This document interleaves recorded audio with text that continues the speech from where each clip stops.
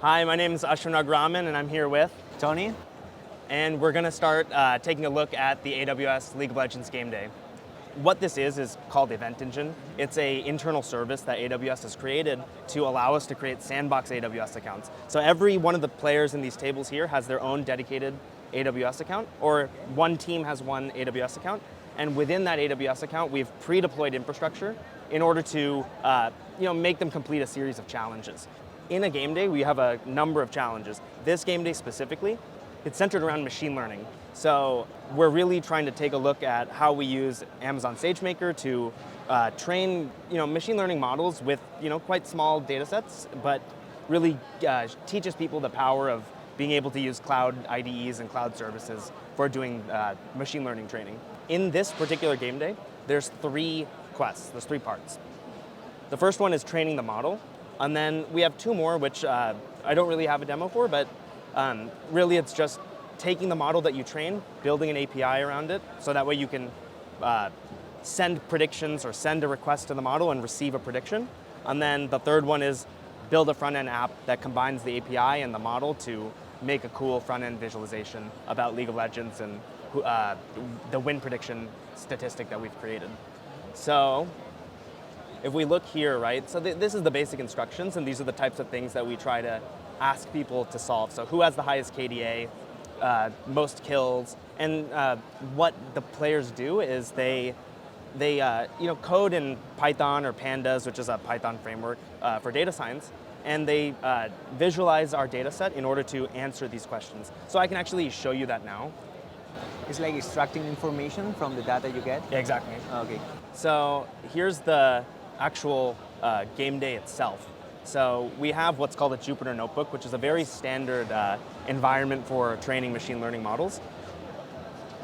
So if you see here, right, how Jupyter Notebooks work is you run cells and it executes the code in that cell, and you can keep going through the cells to the point where now you're looking at the data. So from here, you can take a look at the data, visualize, look at the schema, kind of understand what data is available for you in order to answer these questions, right? So if I run this next cell. Is this one shared with all the team? Yeah, this is the same that every team has.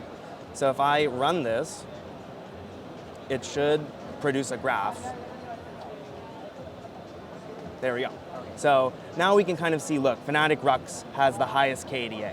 So this is the easy first question, right? Like, looking at that graph, we can kind of understand he has the highest KDA, and we can answer that question and get points. So I can type, FNCRHUKZ, I think. Let's look again. RHUKCKZ. And if I hit submit, current value is that, and there we go. Fnatic Rux is correct. So that's typically how players are interacting with the game day. But where we take it one step further is the next part is actually training the machine learning model. So what we've really done to make this interesting is, since machine learning is a very hard technical thing, right? Like not everyone can do machine learning. It's like quite difficult. So what we've tried to do is make it more focused on League of Legends and understanding the game of League of Legends, and then create guardrails by which people can train machine learning models very easily. So we really make it, if you're a big League of Legends fan and you know a lot about League of Legends esports, you could participate in this game day and have a pretty good time. Last thing I wanted to show you was, here's the scoreboard. So this is our live scoreboard of all the people playing here. Right now we have Cloud Governance at the top and Wallbox at second, and more people to play throughout the day. Yeah, all the people is coming here, and all the names are changing during the event, so it's going up all the time, yeah. And have the teams, how the teams integrate all together with the same tool? In this case, SageMaker. Yeah. How they integrate and how they cooperate? Because I've seen teams that maybe they have not all experience working with different tools, like for example Telegram. I don't know, different ways to communicate. But you said to me that they have the opportunity to work together and integrate all the tools. So actually, what we did, it's actually quite interesting. This is a Jupyter notebook, it's a single Jupyter notebook, but what we've done, I said before that we pre-deploy infrastructure into your environment. What we actually did was we deployed 4. So teams of 4, each person gets their own notebook, and then you can kind of look at the data separately and then collaborate on what do you think is the right answer. You know, you can argue about, maybe I wrote my code right, yours is wrong or something, And that's really what we see people getting excited and really into. I was curious about during the event how they cooperate together, because I see all the time the same notebook, and I was thinking about how they do that. Yeah.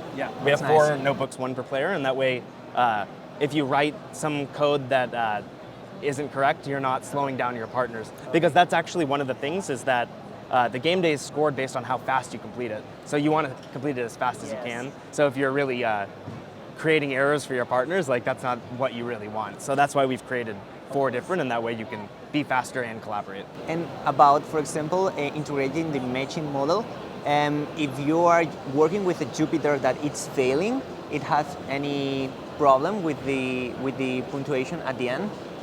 I mean, for example, with this final score, and all the questions are on the form that you show me, or you have any other score that it's coming from the Jupyter? Yeah, so that's a good question. So all the scoring does come from the form, but what we asked for quest number 2 is the model endpoint.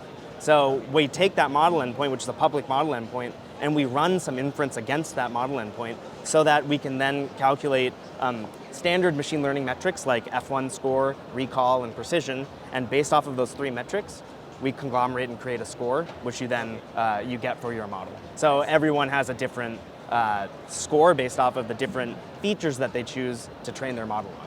That's good. And about the people that it's starting with this event, it's the first time they try to work with Amazon Web Service.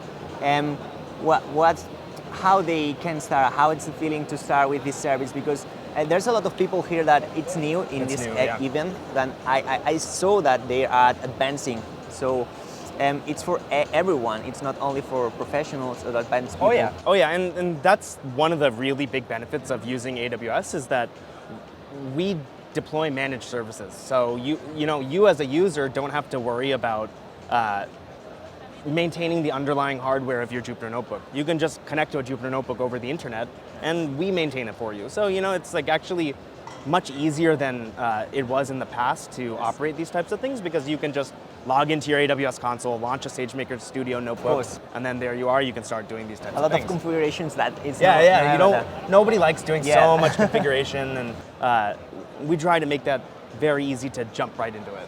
That's nice. That's really cool.